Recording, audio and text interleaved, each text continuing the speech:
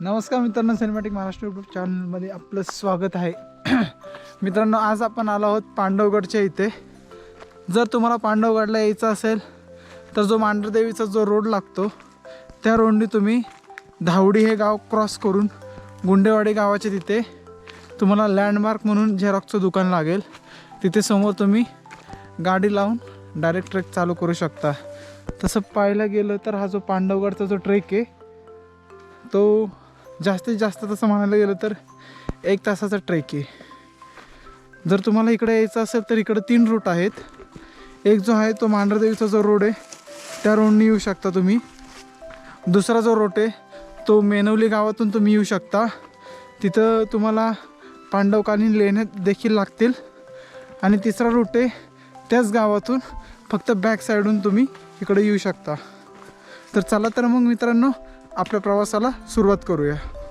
तर मित्रांनो, काही मीटर अंतर चालत आलं ना की तुम्हाला स्टार्टिंगला अशी एक झोपडी दिसेल. इथूनच लेफ्ट घेऊन आपल्याला सरळ जायचं आहे. तसं म्हणलं तर इथे येताना खूप साऱ्या अशा पायवाटा आहेत जे की आपला रस्ता भूल करू शकतात. सो एकच वाट पकडून त्याला राईट साईडची जी की डायरेक्ट गडावरती नेते. तर ही ती वाट आहे झोपडीच्या लेफ्ट साईडून सरळ पांडवगडावरती जाते. तर मित्रांनो, काही टप्पा पार केल्यानंतर आपल्याला हा असा चढ लागतो स्ट्रेट. आणि तुम्ही वाटेत राईट साईडला बघतात तर अशा प्रकारची फुले जास्त प्रमाणात तुम्हाला दिसून येतील.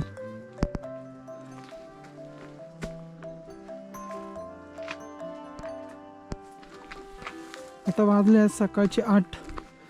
तरी इथे खूप मोठ्या प्रमाणात थंडी वाजते. कारण इथले असलेली महाबळेश्वर पाचगणी पर्वतरांग. कारण की तसं पाहायला गेलं तर वाई हे असं ठिकाण आहे की वाईपासून हिल स्टेशन पाचगणी म्हणा महाबळेश्वर गड किल्ले हे खूप जवळच जवळ आपल्याला पाहायला मिळतील. आणि हे वाई जे गाव आहे ते बरोबर मध्ये येतं. त्यामुळं तिथून तो मेन डेस्टिनेशनचा जो डिस्टन्स आहे तो एकदम कम्फर्टेबल आहे.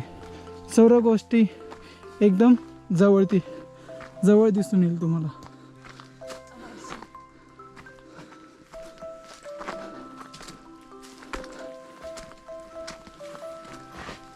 तुम्ही थकलेले ट्रेकर्स पुढे बघू शकता.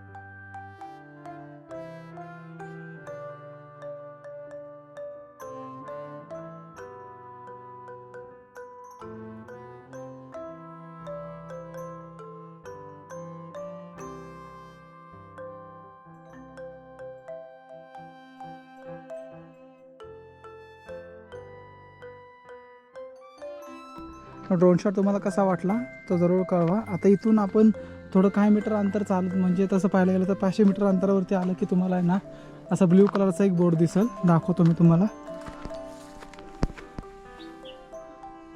असं लिहिलेलं असेल मालकी हक्क म्हणून. हाच रोड, ह्याच रोडनी सरळ जायचं आहे. मग हा जो तुम्हाला बोर्ड लागला असेल तर तुमचा रोड हा बरोबर आहे. इथूनच स्ट्रेट एक 500 मीटर अंतर गेलो ना आपण की किल्ल्याचे मेन प्रवेशद्वार लागेल.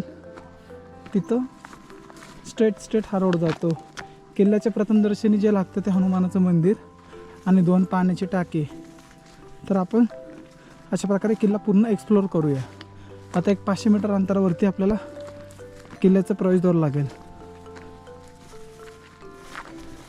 आणि इकडून तुम्ही बघत असाल समोर मांढरदेवीचा डोंगर तुम्हाला दिसून येईल. खाली गुंडेवाडी आणि त्याच्या मागे धावडी गाव. आणि इकडं माझ्या त्या साईडला बघितलं तर तिथं वाई.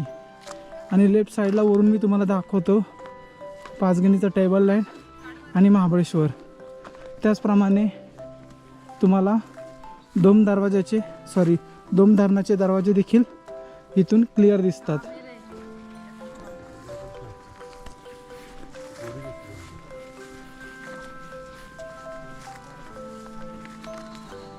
ही अशी तुम्हाला इथं चौकी दिसेल. इथं दिसतंय तुम्हाला, इथं एक घर आहे.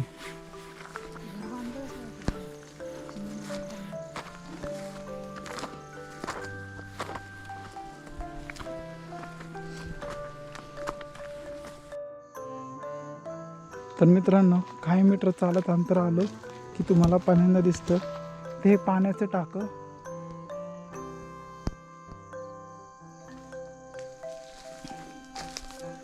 आणि जे की मी तुम्हाला ते घर दाखवलं, तिथं एंट्री करावी लागते किती पर्सन आले त्या हिशोबाने.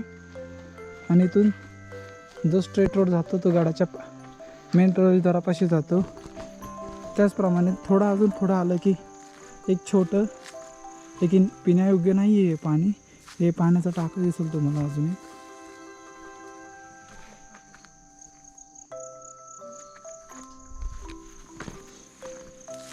ही जी पाऊल वाट जाते तीच वाट आपल्याला फॉलो करायची सरळ सरळ.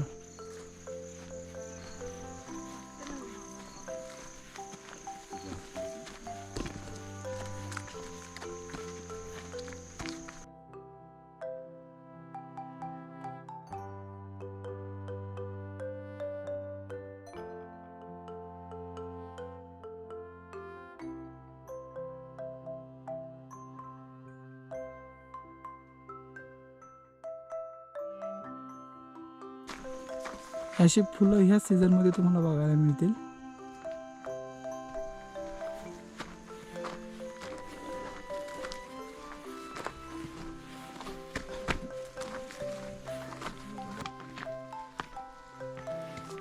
हे जे तुम्ही माझ्या पुढं बघत असाल, एक काही मीटर अंतर चालत पाण्याच्या टाक्यापासून एक 50 मीटर चालत आलो ना की आपल्याला किल्ल्याचं प्रवेशद्वार दिसून येतं.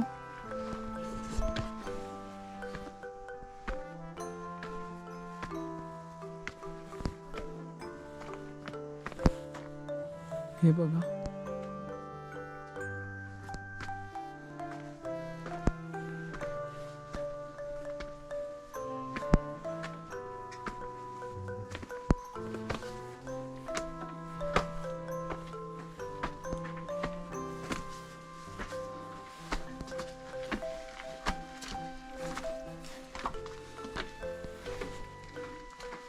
किल्ल्याच्या मेन प्रवेशद्वाराच्या आत आलं की हे तुम्हाला हे चौकोन दिसत आहेत साईडला.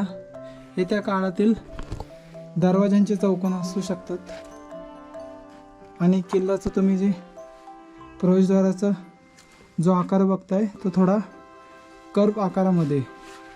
याचा अर्थ असा होतो की शत्रूने जरी हमला केला किल्ल्यावरती तर त्याला मेन प्रवेशद्वार दिसू नये, यासाठी प्रत्येक किल्ल्याची रचना महाराजांनी विशिष्ट प्रकारे करून ठेवलेली.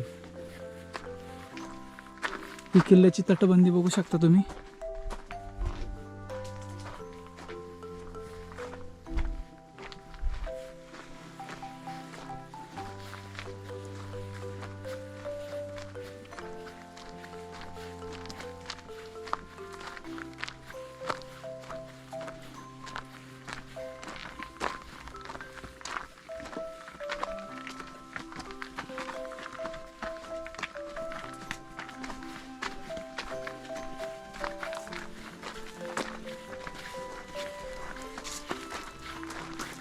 मेन किल्ल्यामधून थोडं आत आलं की आपल्याला प्रथम दर्शनी लागेल ते हनुमानाचं मंदिर.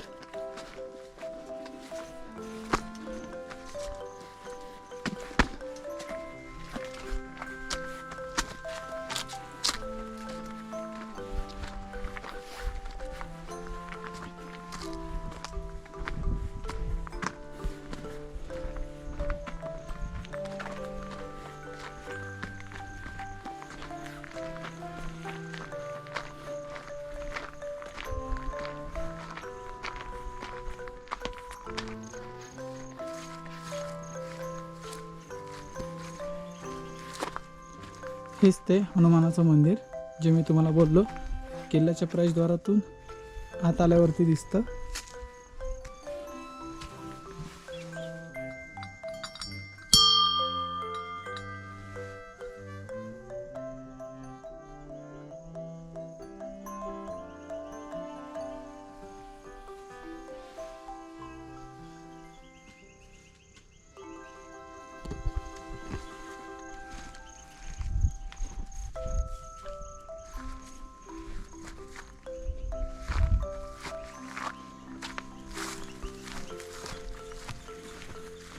मी थोडं थोडं चालत गेलो की डाव्या बाजूला जे लागतं ते चुन्याचा घाणा बघायला भेटेल.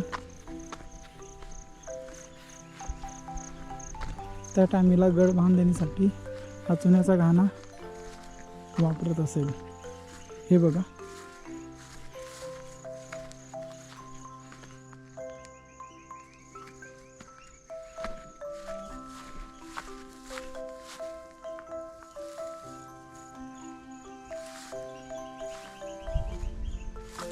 अजून एक स्ट्रेट गेलं पुढं एक देवीचं मंदिर देखील दिसेल तुम्हाला.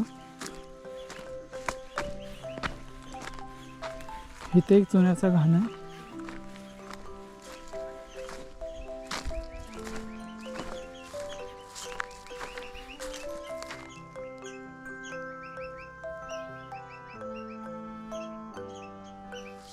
आता आपण त्या देवीच्या मंदिरापाशी जाऊयात.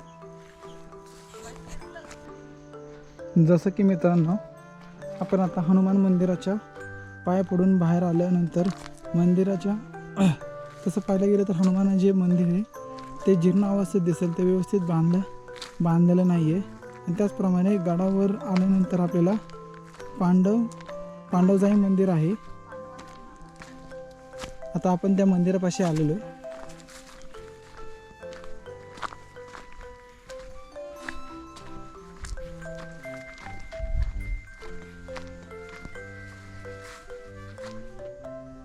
हेच ते मंदिर, पांडवजाई मंदिर.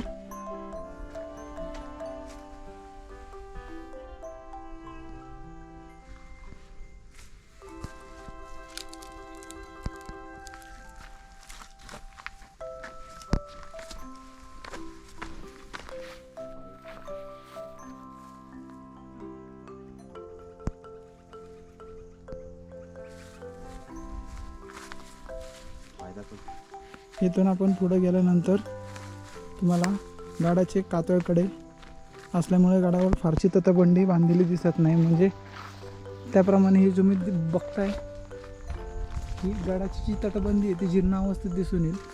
आपण आता गाडाच्या बॅक साईडला चाललो आहोत. तिथून आपल्याला पाचगणी, महाबळेश्वर, त्याचप्रमाणे दोम जलाशयाचे दरवाजे देखील दिसतील.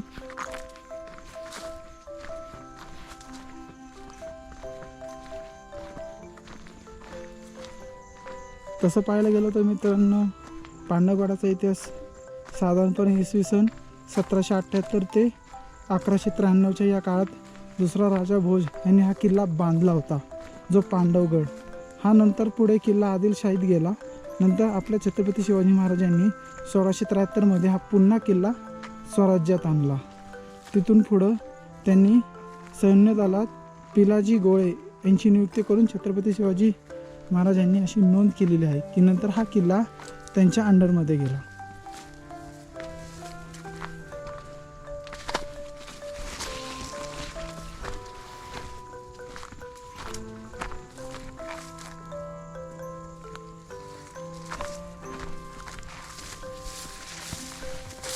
आता आपण थोडं पुढे गेल्यानंतर काही ड्रोन शॉट घेणार आहोत.